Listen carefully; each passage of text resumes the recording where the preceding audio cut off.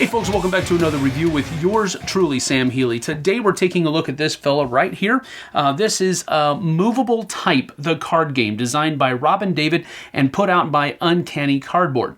Now this is a word card game where you're trying to score the most points by building the highest valued words with the letter cards that you have in your hand and some that are out on the table that everybody can use.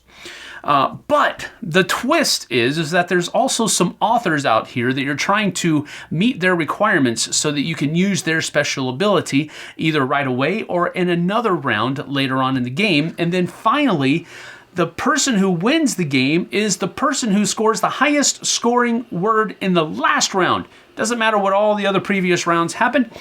Only the person who scores the most points in the last round is the winner. So let's get down to the table. I'll show you how it works, and then we'll come back with some final thoughts in just a few moments. Let's get to it.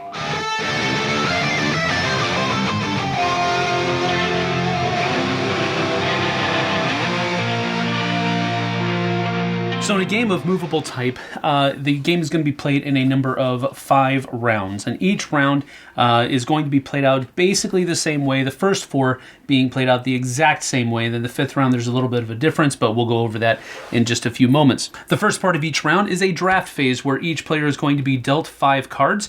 They will look at those cards, choose one of them, place it down in front of them, and then pass the rest to their right. And then that continues until everybody has 5 cards left in their hand. Once everyone has drafted the cards that they are going to want to use during this round, we move on to the word phase where players are going to use the cards that are in their hand, the letter cards that are in their hand, along with the common letters that are available to everyone throughout the course of each round to make the highest scoring word that they can possibly make. After everyone has chosen the letter cards they're going to use to build their words, they're going to turn them over, and then we go into the scoring phase.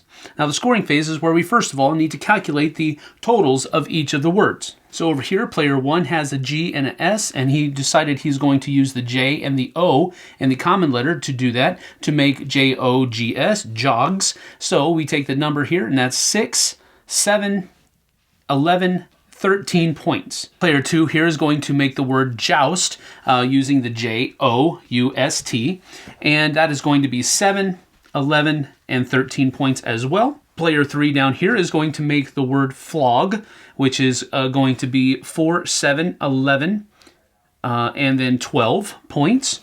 Over here, player 4 has decided to use the word quiets. So it is Q-U-I-E-T-S, and that is going to net them to 4, 5, 6, and then 5 is 11. Next, we check to see if anyone is eligible to win any of the author cards that are over here. And the requirements necessary for winning the author card is printed here in bold print. So if you wanted to get William Shakespeare, you can play a 15-point word card out here during the round. So if your total for the word that you got was 15, then you would be eligible to win William Shakespeare, which would be going into your collection pile, and he would be able to be used later on for an M worth 5 points. Or if you were the person that won first place by using no vowels from your hand, you would be eligible to procure H.P. Lovecraft, which would be an ing used later on, that's worth 5 points. Or if you use all the common letters in a single word right here, then you'll be able to, here it says you may add the top card of the deck to your collection. So you would simply just add this card to your collection. Now the collection is going to be used in the 5th round, and we'll get to that in just a few moments.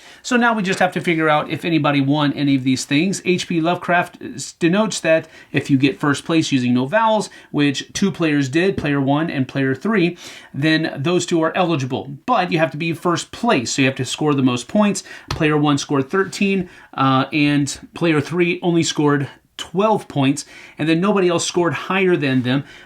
This player, player 2, did score 13 points, but they used a vowel from their hand, so they're not eligible for this. So H.P. Lovecraft will come over into the collection of player 1. Nobody scored 15 points on their word, and nobody used all of the letters in one word. So both of these go away into a discard pile, and then 3 new are flipped over. Now, in order of highest to lowest as far as how many points were scored by each word, now you're going to be able to choose a number of letter cards that were used during the course of this round to go into your collection. The first, in a 4-player game, the first 2 people in first and second place are going to be able to take 2 cards each, and then the third and fourth will both take 1 card each in order.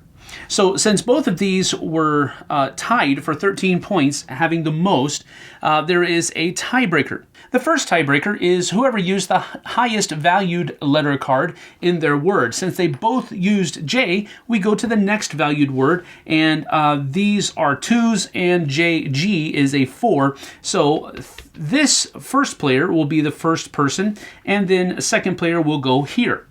12 and then 11 points, I believe. So these will both get 1 card each. These 2 will get 2, starting with this person. Now, those cards can be taken from any of the ones that have been played by the players or the common pool that is here as well. 3 new cards are added for the next round for the common pool, and then 5 new cards are dealt out to each of the different players, and the next round can begin as we remove that round card. And then each of the rounds 1 through 4 are played the exact same way, so let's go ahead and show you what happens in round 5. Now, in the 5th round, you're trying to score the highest point value word that you can possibly score with your letters in your collection and in the common area that is right here. And whoever scores the highest level word in the 5th round is the winner. So after everybody has played their letter cards from their collections as they saw fit, we see here that player 1 played beeping, B-E-E-P-I-N-G. So he scores 8, 9, 10, 15 points. Player 2 over here played the word lover. So that is 5, 11, 12, 15, and then 16 points. So far, player 2 is in the lead. Over here, player 3 played the word freely, F-R-E-E-L-Y, and that is 9, 10, 11, 14, and 18 points. So player 3 is currently the winner. And then over here, we have player 4 playing the word grapes, G-R. This is one of the author cards that is actually a wild. See that? See what they did? Oscar Wilde. And then APE. So that is, even though this is a wild, it doesn't score any points. It's 4, 5, 6, and 10. So player 3 with a score of 18 is the winner.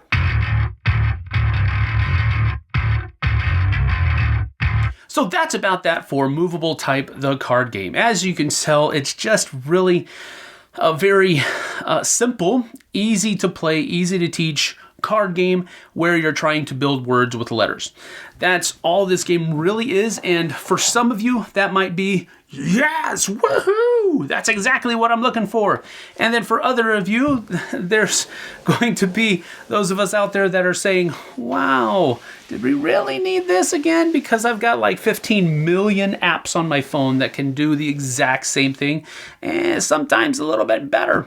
But I'm foreshadowing a little bit there, and I apologize for that. But at the same time, I do want to show some pros and cons to the game, so let's go ahead and get to that. And so first of all, the first pro that I'm going to go with on the game there is I do like the twist of having the different goals by the author cards represented in each round. And I also like how each of those cards were kind of thematic toward the author that they were chosen to represent. For example, as we showed, Oscar Wilde is a wild letter in your last word there. H.P. Lovecraft had this really weird, strange condition where if you don't use any vowels from your hand, but yet you still scored the most points, stuff like that. I thought that was an interesting little twist on an otherwise kind of samey card game that provided a little bit of a distance from the other card games that are out there as far as I can tell.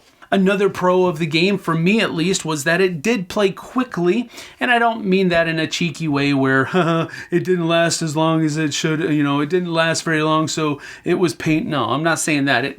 The game plays quickly, and as a matter of fact, the only thing that's really holding it back is how much thought gets put into the words that each player is trying to construct, which I guess could possibly also lead into my first con, in that this might be heavily weighted towards an analysis paralysis idea, because you'll find that people will have the feeling at the very least that that from the letters they're seeing, there's a very high scoring word that's there. They just can't see it, and that's going to grate upon them, and that's going to make them think, well, just a few more moments. It's just going to take a few more seconds. I'll get it. And the analysis paralysis in this game can probably derail the entire experience pretty quickly. And the reason I say that mainly is because I experienced that while I was playing the game, and I'm sure other people will as well. Another con of the game is its rather anemic look. All of the cards have a singular pastel color on one side and a drab ish pastel color on the other side. You have your purple cards, and those are the letters that everybody has, and then you flip them over and each letter has a different color, but they used a lot of colors, otherwise I'd say it was monochromatic, but it just looked very boring and drab on the table, and I hate it when games do that, because there's so much possibilities. Now, I know the more ink you use and the more art you use, it's going to cost more to produce the game, and I understand that. I completely do. But for me, for my opinion, this is a boring looking game, and if I walked by a table that somebody was playing this on, I wouldn't care what it was because of how it looks. It's just very drab and very bleh, as far as I'm concerned. So another con, as far as I'm concerned, is the fact that it seems highly lucky and highly random. First of all, it doesn't matter how much you've scored throughout the entire first 4 rounds. As long as you score the most points in the last round, you're the winner. That kind of also brings up a rich get richer type thing. Maybe. Because the more points you're getting from winning the previous rounds, the better the chances are that you're going to be able to score a higher point word in the last round. So I guess that from one aspect, that's kind of balancing, but it could also be rich get richer, because you're going to have more cards available to you. But a counter argument to that is the randomness of that last draw, those 3 cards that get put out, that could help somebody else who scored poorly through all the other 4 rounds pull out the win in the last round. And from the other person's point of view, who definitely, I guess you could say, played a better game, that would be very frustrating at the very least, right? So I'm thinking that this is just a little, maybe I'm reading too much into it. It is just a 25 to 30 minute game. We're talking about a filler game here. So there's not a whole lot of time investment in it. So maybe this isn't a huge deal to everybody else, but I found it was kind of annoying for it to be so random and so luck driven in a word game. So maybe that was the irony that they were shooting for. I don't know, but I didn't like it. So with all that having been said, I'm going to go ahead and give this one a 5 out of 10. And the reason I'm going to give it a 5 out of 10 is because I think it has enough pros and enough cons to be just right there in the middle for a lot of different people. I think some people who enjoy word building card games will also enjoy this, but I think the randomness will turn other people away who are the hardcore, I guess you could say, word building card gamers. It's going to turn them away because it's not built upon your vocabulary and how strong it is. It's built upon, at least in part, how the cards come up for you, and everybody else for that matter. So I don't think it's going to do extremely well on one end or extremely poorly on the other. It's just right there in the middle somewhere, and it's going to be a take it or leave it for most people. So that's why I'm going to give it a 5 out of 10. I think it's just middle of the road. It's not bad, but it's not really good either. Just okay. So that is Movable Type, the card game. Thanks for joining me. I certainly appreciate you taking your time doing so. We'll see you guys and gals on the flip side. Take care now.